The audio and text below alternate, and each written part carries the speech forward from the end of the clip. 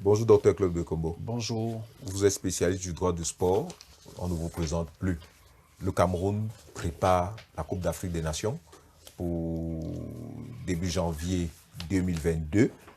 Et il y a une élection à l'Africa Foot demain. C'est quoi l'opportunité de l'élection? Commençons par là. Pourquoi à ce moment? Oui, c'est une bonne question qu'on peut se poser. Bonjour déjà à tous les spectateurs et téléspectateurs, auditeurs de Wolf Africa TV. C'est une opportunité, l'opportunité de parler de cette actualité me permet de revenir sur l'importance de cette séquence de l'élection à la Fédération camerounaise de football. Votre question me permet d'embrayer, de vraiment poser la problématique sur cette importance, sur l'importance du choix de la séquence. Était-ce opportun d'avoir une élection avant une Coupe d'Afrique des Nations ou après?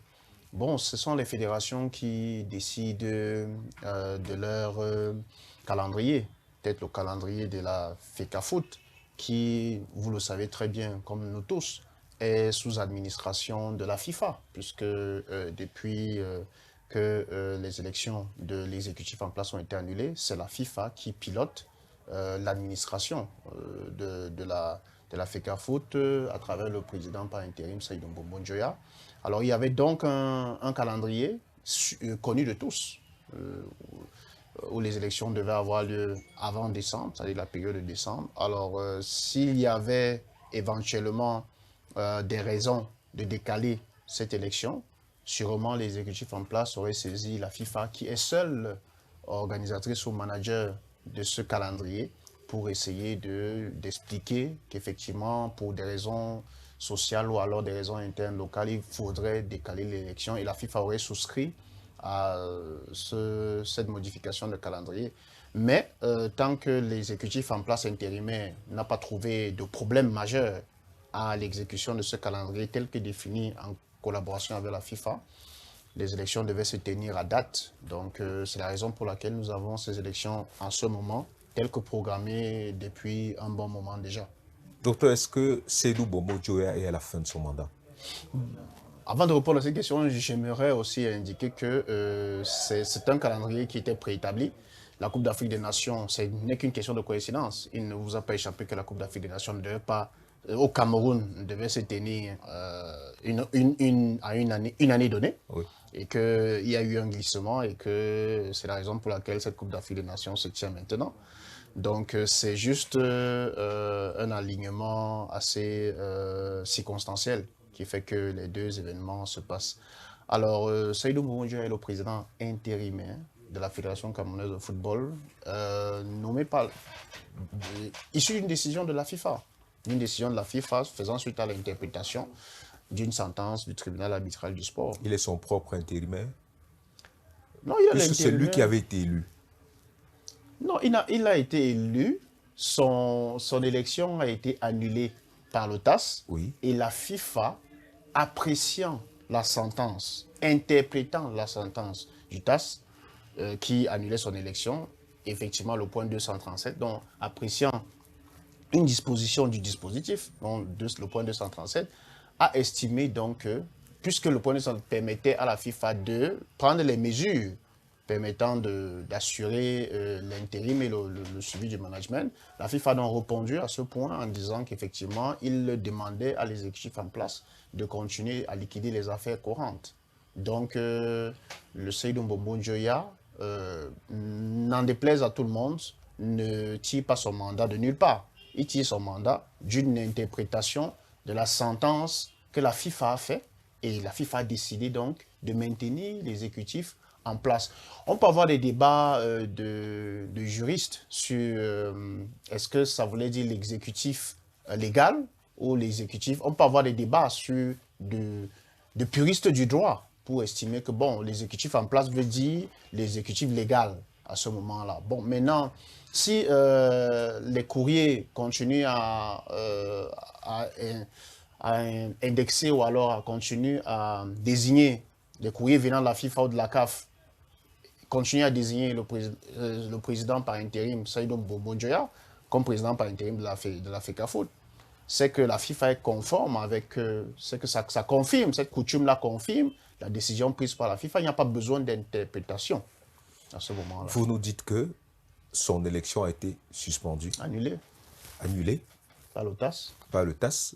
Et ensuite, c'est encore lui qui a été reconduit comme président intérimaire. C'est la décision de la FIFA. On peut s'interroger. Tombi Aroko a été à peu près dans la même situation, sauf qu'il a été remplacé. Oui, Tombi Aroko a été dans la même situation, mais quand son élection a été annulée, lui, à la suite de l'annulation de son élection, la FIFA a pris une autre décision. C'est-à-dire qu'on a mis en place un comité de normalisation. Alors, c'est pour ça que j'en reviens à la décision de la FIFA, parce chacun doit prendre ses responsabilités dans la situation. Le problème, c'est que vous avez posé la bonne question. C'est qu'effectivement, nous étions dans la même situation avec le président Tombi Aroko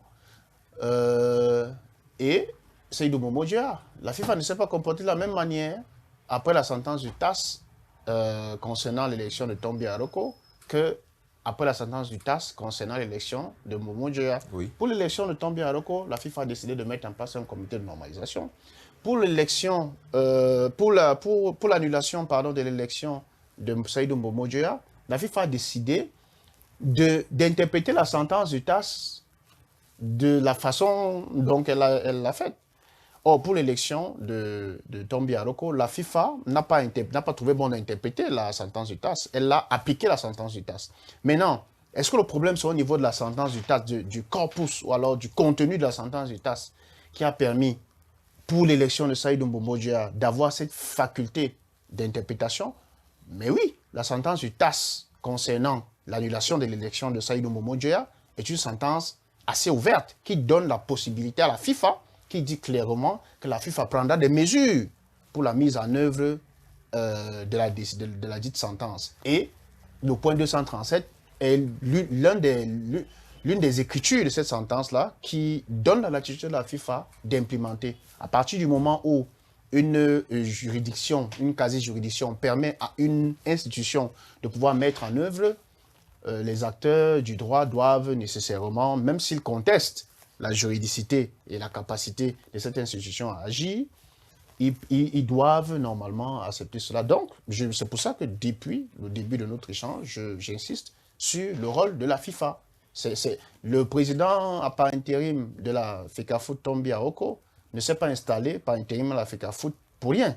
Il s'est installé à la FECAFOOT parce que, faisant suite à l'interprétation de la sentence du point 237 de la sentence du TAS, où la FIFA lui demande de continuer à travailler, et cette posture est confortée par les échanges de correspondance officielle entre la FIFA, la CAF et la FECAFOOT, où il y est mentionné clairement Monsieur le Président par intérim de la FECAFOOT. D'ailleurs, dans certaines correspondances qui peuvent causer des troubles, et je comprends votre question, il n'y est quasiment plus mentionné Président par intérim.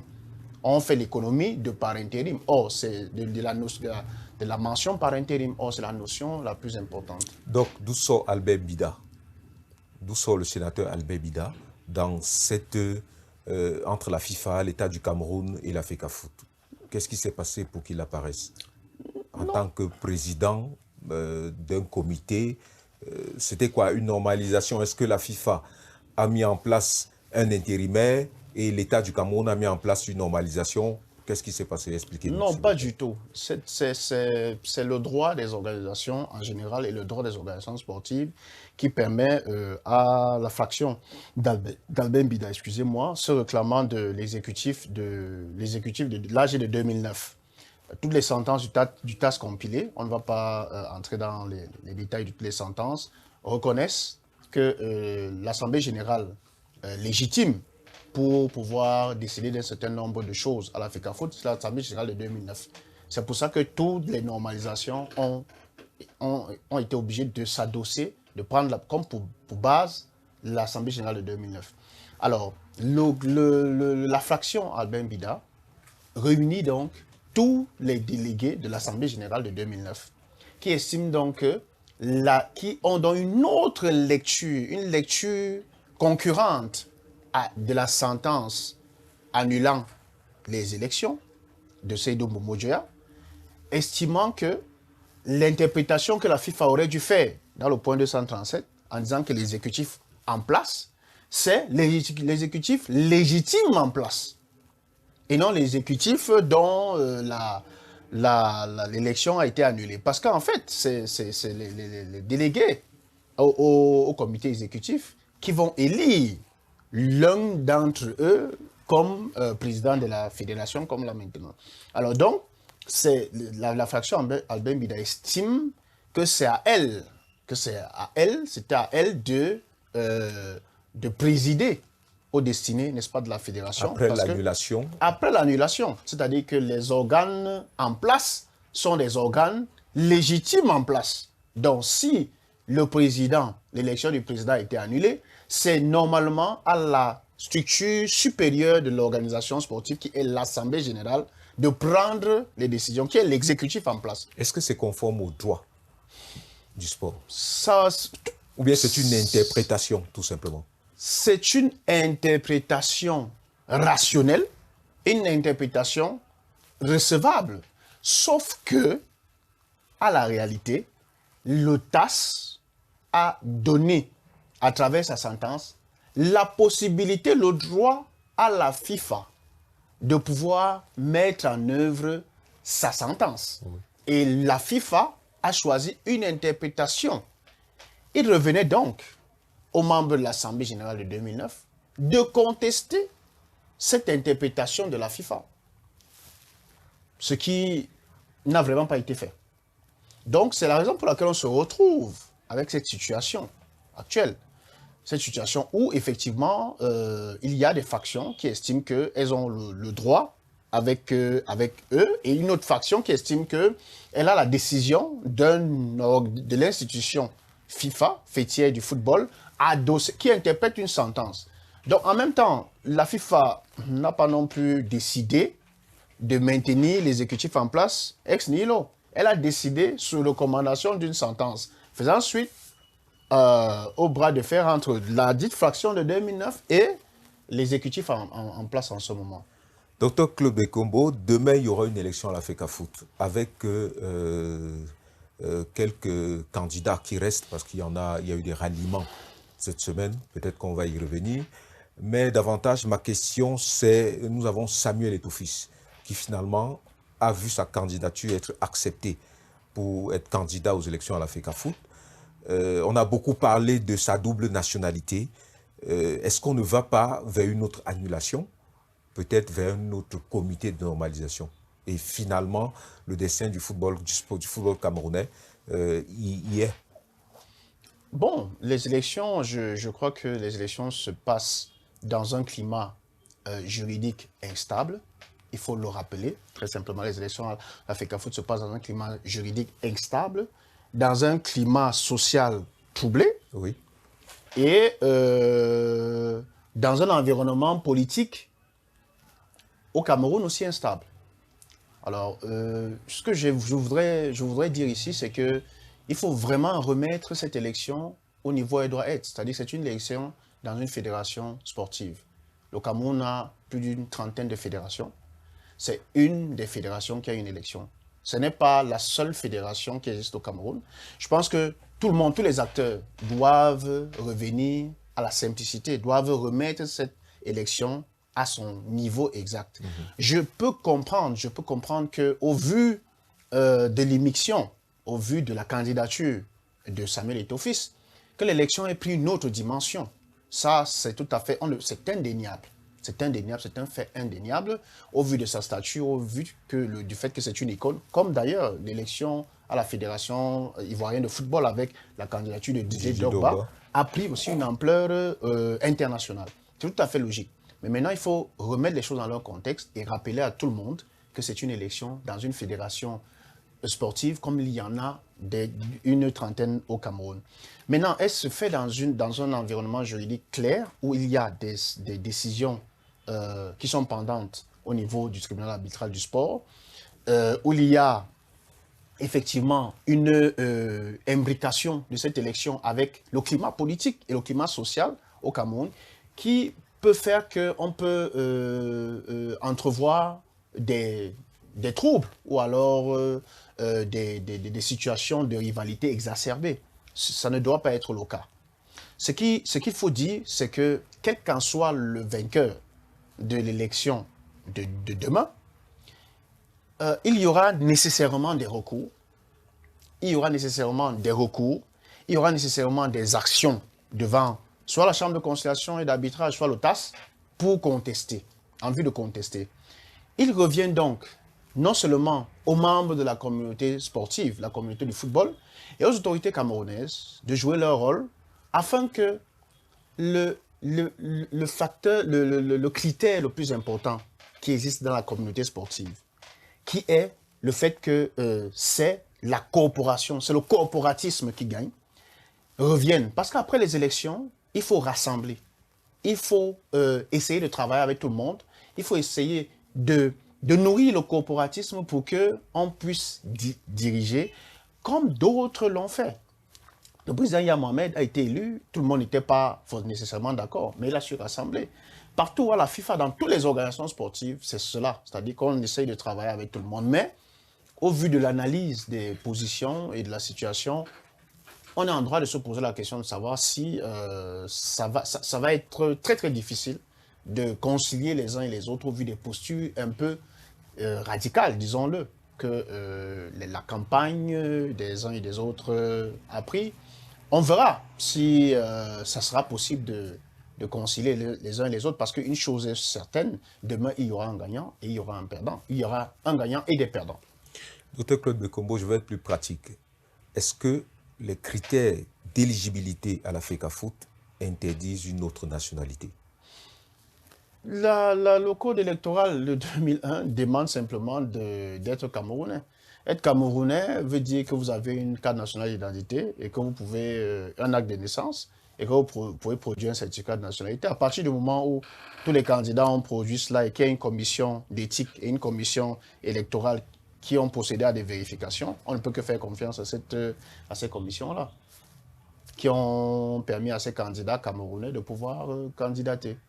Selon la règle, ça signifie que la FIFA agit à quel moment? C'est un délégué qui peut attaquer un candidat qui est déjà élu et qui apparemment n'aurait pas respecté la règle, ou alors la FIFA peut elle-même enquêter pour savoir s'il faut maintenir, valider une élection ou bien l'invalider. Je parle de la question de la nationalité.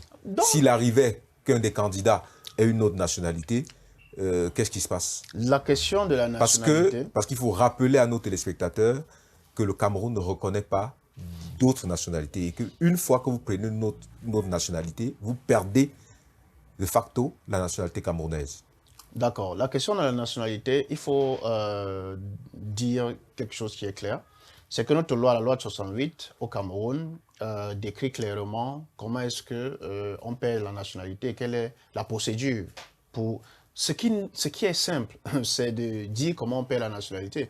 Mais la procédure pour effectivement perdre cette nationalité-là, elle est complexe. Oui. Elle est complexe puisqu'elle fait intervenir beaucoup de services, elle fait intervenir beaucoup de choses, le juge, le président de la République, ainsi de suite.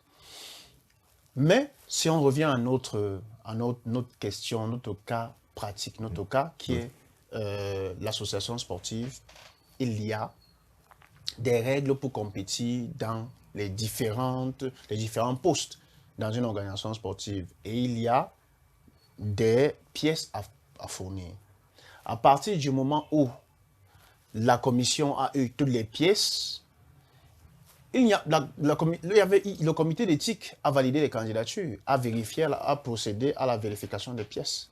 Autant la procédure de l'acte de naissance, la copie certifiée de cet acte de naissance, de la carte nationale d'identité et la production du certificat de nationalité. Alors, si on délivre le certificat de nationalité, ce n'est pas à la commission éthique de la FECAFOOT de délivrer les certificats de nationalité, c'est aux autorités compétentes de délivrer les certificats de nationalité. Donc, il revient à ces autorités compétentes, s'ils ont eu vent d'un certain nombre de choses, de procéder à des vérifications supplémentaires. Ce n'est pas au comité éthique de la FECAFOOT qui est face à un certificat de nationalité authentique, de le contester. Ce n'est pas son rôle. Encore moins le rôle de la commission électorale qui reprend les candidatures selon le processus. Donc, si éventuellement il y a un problème de double nationalité de celui qui aura éventuellement gagné, tel qu'il soit, il faudra apporter la preuve devant les autorités compétentes de cela et mettre en branle effectivement au niveau national cela. Et il reviendra donc dans ce cas-là, si c'est prouvé qu'il y a eu donc violation, il reviendra dans ce cas-là à un ayant droit. Ce n'est pas nous, ce n'est pas vous, ce n'est pas moi qui allait engager l'action. C'est à un ayant droit à la FECAFOOT de contester donc auprès des commissions de la FECAFOOT, la commission de recours nécessairement, que voilà, il y a eu tel candidat qui a gagné, effectivement, il y avait telle vérification qui n'avait pas été faite, il y a tel, et il devra venir le faire avec un acte de l'État démontrant clairement que ce monsieur n'a pas la nationalité camerounaise ou alors ne peut pas bénéficier de cette nationalité. Ces ayants droit, c'est les délégués.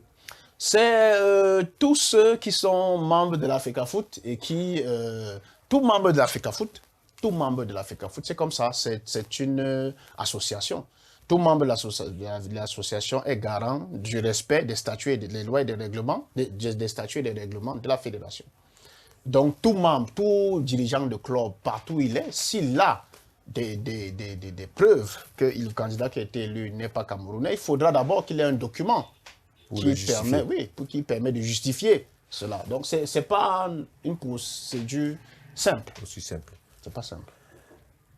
Sortons par là, on remarque que beaucoup d'anciens footballeurs se sont ralliés à la candidature de Samuel Eto'o-Fils. Qu'est-ce qui se passe? C'est les footballeurs qui veulent désormais récupérer leur fédération? Comment est-ce qu'on peut comprendre ça? Je ne suis pas sûr que c'est une logique de corps de métier qui oriente ces alliances. Les jeux d'alliance sont des alliances stratégiques. Je ne pense pas que vous êtes dupes, ou moi-même, ou les Camerounais, ou alors ceux qui observent cette élection palpitante à travers le monde. Je crois que les alliances sont issues d'une négociation. Oui. Et je pense que tous les candidats qui se sont ralliés ont sûrement négocié quelque chose. C'est tout à fait normal dans une élection corporative. Le souci tout à l'heure, enfin, ce n'est pas un souci, c'est-à-dire cette élection a le trait caractéristique de cette élection, c'est qu'il y a la participation d'une icône mondiale, en fait. Donc, l'élection, ce qui se passe aujourd'hui au grand jour, c'est toujours passé. C'est toujours, et c'est comme ça, c'est la coutume dans les élections, dans les organisations sportives. On transige, on négocie, on discute, on concède et on arrive à des blocs. Voilà. Ce n'est donc pas surprenant de voir le syndicat des footballeurs camerounais, le SINAFOC, essayer de rassembler les anciennes gloires, les joueurs, autour de la candidature des joueurs pour permettre à ce que les délégués de cette corporation, du SINAFOC, qui sont, je crois, 2 délégués, votent de manière, aient une consigne de vote. Mais ça n'exclut pas, je le dis encore, que c'est une élection corporatiste. Ce qui va se passer demain est plus important que ce qui s'est passé ces 2-3 dernières semaines. Parce que c'est demain que, effectivement, les choses vont se jouer dans cette salle du Palais des Congrès. Je ne sais pas si ce sera là-bas ou dans la salle qui va abriter cette délibération. Il y aura des négociations de dernière minute et le candidat est seul, le délégué est seul face à l'isoloir. Donc, peu importe ce qu'il a déclaré avant, peu importe l'acte qu'il a signé. Et ce qui est très intéressant, c'est que personne ne saura où il a voté. Peut-être d'autres s'imagineront, au vu des calculs, qu'ils n'ont pas reçu le soutien de ceux qui ont promis soutenir, mais ils ne sauront pas identifier ceux qui auront, entre guillemets, trahi. Donc, c'est très important de le rappeler. Oui. Parce qu'effectivement, à la FIFA, à la CAF, on se rend compte que, voilà, il y a des présidents qui ont été, au CIO, il y a des présidents qui ont été brocadés, mais qui gardaient le soutien des électeurs. Parce que ces présidents-là savaient maintenir l'électorat, je n'en dirais pas plus. Maintenir l'électorat, l'entretenir. Donc voilà, c'est ça qui est le plus important. Les alliances font partie de la vie normale au sein des fédérations sportives, des organisations sportives. C'est ces alliances-là qui construisent le corporatisme, qui est le trait marquant du management et de la gestion des organisations sportives. Donc, sortons par là. Vous avez parlé d'icône comme candidat tout à l'heure. J'ai envie de vous dire également que Joseph-Antoine Bell avait été candidat. Oui, Joseph-Antoine Bell avait été candidat à la fédération, à la FECAFOOT. Le problème, c'est que Joseph-Antoine Bell a été candidat, mais il a fait une campagne, pas auprès des délégués, ça tout le monde le sait, avec le recul aujourd'hui, il l'a lui-même reconnu et compris que c'était une campagne. Et il a été candidat sans pour autant avoir une prise sur la réalité des pratiques et des tractations, de la culture, des coutumes dans les organisations sportives. Vous savez, c'est une coutume particulière. Et je pense que on ne peut pas faire le même reproche à Samuel Eto'o-Fils. Parce que Samuel Eto'o-Fils est proche du président de la FIFA, Gianni Infantino. Il était proche des anciens présidents de la FIFA. Il est proche du président de la CAF, l'ancien. Je ne sais pas s'il est proche de l'actuel. On l'a vu invité. Donc, il connaît très bien quels sont les mécanismes à l'intérieur de ces organisations-là. Or, le Joseph-Antoine Bell, après sa carrière, il s'est plutôt orienté vers une carrière de consultant, vers une carrière dans la communication, dans les médias. Alors quand vous êtes dans les médias, vous n'êtes pas proche du cambouis des organisations sportives. Des vrais acteurs. Tout à fait. Or, Samuel Eto'o-Fils a on est sans ignorer qu'il a un centre de formation. Il forme des jeunes footballeurs. D'ailleurs, on en voit certains qui sont à l'équipe nationale aujourd'hui, la Fundesports. Il a des prises de participation dans des clubs. Donc, il sait très bien ce qui se passe. Il sait très bien ce qui se passe. Donc, il ne s'est pas éloigné de ce monde du management du sport. On ne peut pas lui faire on ne peut pas comparer. Ma comparaison peut paraître très générale, mais je ne pense pas. Ce n'est pas pour dire que le belge Joseph-Antoine était un candidat aérien. Non, pas du tout. C'est que c'est des réalités qu'il faut connaître. Il faut savoir. On peut être surpris de voir que des délégués, en ce moment, il y a des traditions, il y a des habitudes qu'on ne va pas tout dérouler ici. Mais il faut être au courant et si on n'est pas d'accord avec ces traditions et ces habitudes, savoir comment les contrer et être efficace. Est-ce qu'on peut espérer que c'est la fin des comités de normalisation à l'Afrique Foot? Je veux l'espérer avec vous, mais j'espère surtout que les acteurs du football camerounais vont, pour une fois, trouver un modus vivendi, accepter le consensus, accepter de s'asseoir, parce que l'élection de demain, ça sera peut-être mon dernier mot là-dessus, l'élection de demain, peu importe le vainqueur, ne va pas tout résoudre d'un coup de baguette magique. Il faudra s'asseoir, peu importe le vainqueur, il faudra s'asseoir, négocier, discuter avec tout le monde. Il faudra aussi être courageux pour estimer, pour faire la purge, parce que cette purge est nécessaire. Il y a des acteurs qui sont là depuis qui ont eu un long bail. Leur expérience est nécessaire, comme consultant, comme président d'honneur, comme patriarche, mais plus comme manager du football moderne. Je pense qu'il faut aussi que cette page-là se tourne de tous ceux qui ont tourné autour du football camerounais pendant longtemps. Il faut qu'elle se tourne. Je ne sais pas si tous les candidats vont pouvoir tourner cette page, mais ce que je dis doit être fait pour qu'on arrête d'avoir le ping-pong éternel. Merci infiniment, Dr Claude Dekombo. Je vous en prie. À très bientôt sur Africa TV. Merci beaucoup.